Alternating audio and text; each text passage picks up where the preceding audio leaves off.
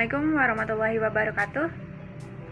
Saya En Ernawati dari Prodi Pendidikan Ekonomi Universitas Pancasakti Bekasi dengan NIM 18721500137. Di sini saya akan menjawab pertanyaan dari dosen saya, Ibu Eka Putri MPDE, untuk memenuhi tugas UAS. Adapun pertanyaannya sebagai berikut. Baik, jawab pertanyaan nomor 1 yang pertanyaannya bagaimana cara memilih strategi pembelajaran dan apa yang perlu dipertimbangkan sebelum menerapkan strategi tersebut. Sebelumnya di sini kita pahami terlebih dahulu definisi dari strategi pembelajaran.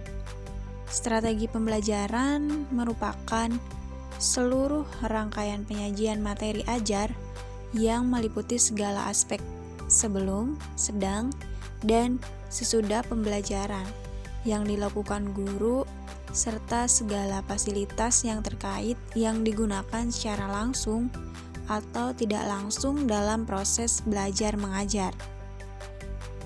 Dan fungsi dari strategi pembelajaran adalah sebagai cara untuk menyajikan, menguraikan, memberi contoh dan memberi latihan kepada siswa untuk mencapai tujuan tertentu.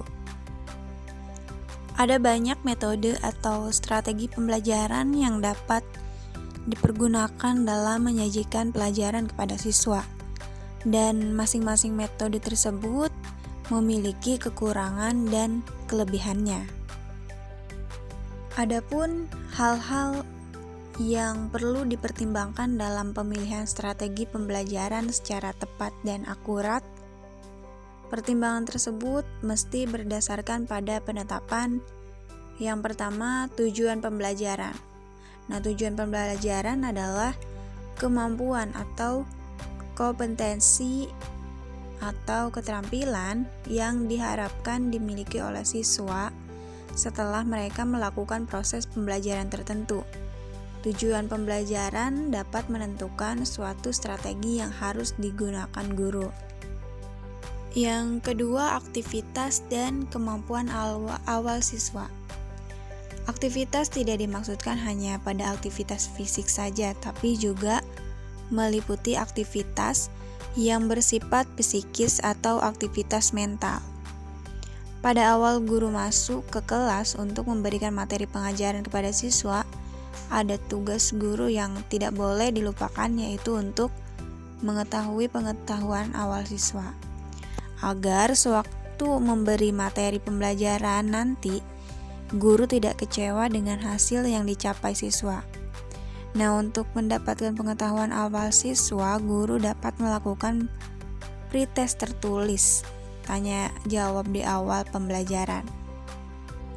Yang ketiga, integritas bidang studi atau pokok bahasan.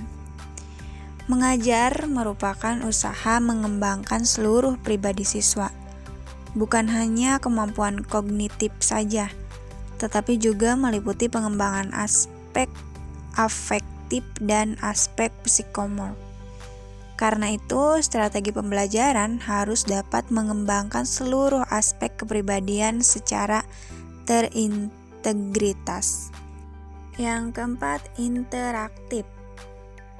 Proses pembelajaran merupakan proses interaksi baik antara guru dan siswa, siswa dengan siswa yang lainnya, atau siswa dengan lingkungannya. Melalui proses interaksi memungkinkan kemampuan siswa akan berkembang baik mental maupun intelektual. Dan yang kelima, inspiratif. Proses pembelajaran merupakan proses yang inspiratif, yang memungkinkan siswa untuk mencoba dan melakukan sesuatu. Biarkan siswa berbuat dan berpikir sesuai dengan inspirasinya sendiri, sebab pengetahuan pada dasarnya bersifat subjektif yang bisa dimaknai oleh setiap subjek belajar.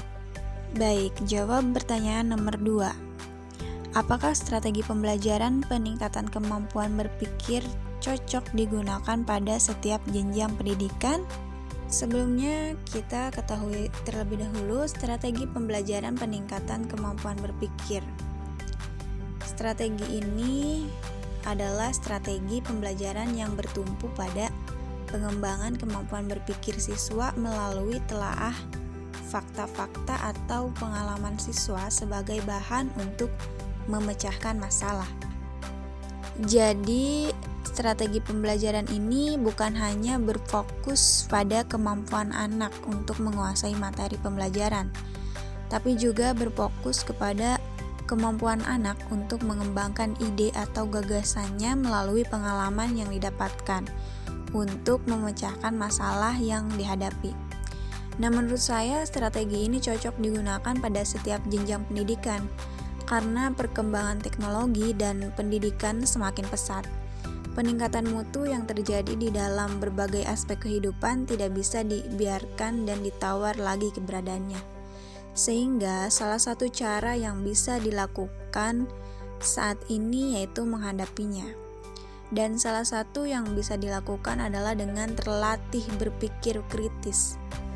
Kemampuan berpikir kritis tidak hanya diperlukan untuk orang-orang dewasa saja, tetapi kemampuan ini sudah harus ada sejak dini. Jawab pertanyaan nomor 3. Apa yang akan dilakukan ketika strategi yang diterapkan ternyata tidak dapat membangkitkan motivasi siswa dalam belajar sehingga berdampak pada nilai akhir siswa? Baik, jika hal itu terjadi, saya akan melakukan evaluasi. Menjadi seorang guru bukan hanya fokus memberikan materi pembelajaran, tapi juga motivasi siswa agar kembali semangat belajar dan bisa menerima materi pelajaran dengan baik. Karena motivasi belajar siswa membuat kemampuan akademik dan non-akademik yang meningkat. Dan upaya yang dilakukan yang pertama itu memilih metode pembelajaran yang tepat dengan memperhatikan kembali kondisi siswa, kondisi kelas dan kesiapan mereka, lalu mengemas metode pembelajaran lebih menyenangkan dan menarik. Yang kedua, meningkatkan kualitas diri sebagai guru. Sudah menjadi sebuah keharusan seorang guru sadar untuk meningkatkan kualitas diri agar dapat meningkatkan kemampuan mengajar lebih baik dengan cara mengemas dengan rapi, baik dan menyenangkan pembelajaran yang akan dibawakan agar siswa bisa menerima pelajaran tersebut dengan mudah. Yang ketiga, memanfaatkan teknologi. Tidak dapat dipungkiri kalau kita hidup sekarang tidak bisa lepas dari yang namanya teknologi. Teknologi juga bisa membuat pelajaran lebih mudah dan praktis, serta menyenangkan. Hal tersebut dilakukan dengan memberi visualisasi pembelajaran seperti video tutorial atau PPT dengan harapan siswa dapat lebih mudah dan paham materi dan termotivasi untuk terus belajar. Jawab pertanyaan nomor 4. Jelaskan makna pembelajaran dengan menggunakan strategi pembelajaran induktif dan deduktif, serta bagaimana cara implementasinya di kelas. Strategi pembelajaran induktif adalah proses berpikir dari sesuatu yang bersifat khusus menuju yang bersifat umum. Strategi ini menekankan kajian bukti-bukti empiris dari konsep dan prinsip pengajaran. Dan dalam strategi ini, peran utama guru adalah sebagai pemonitor cara-cara peserta didik mengalami proses informasi. Sedangkan strategi pembelajaran deduktif adalah proses berpikir dari sesuatu yang bersifat umum ke hal yang khusus. Strategi ini menekankan kajian konsep dan prinsip bahan pengajaran secara teoritis berdasarkan prinsip-prinsip pengetahuan ilmiah. Misalnya, siswa mempelajari konsep dan prinsip yang ada pada buku-buku pelajaran. Baik, itu saja yang dapat saya sampaikan. Sekian dan terima kasih.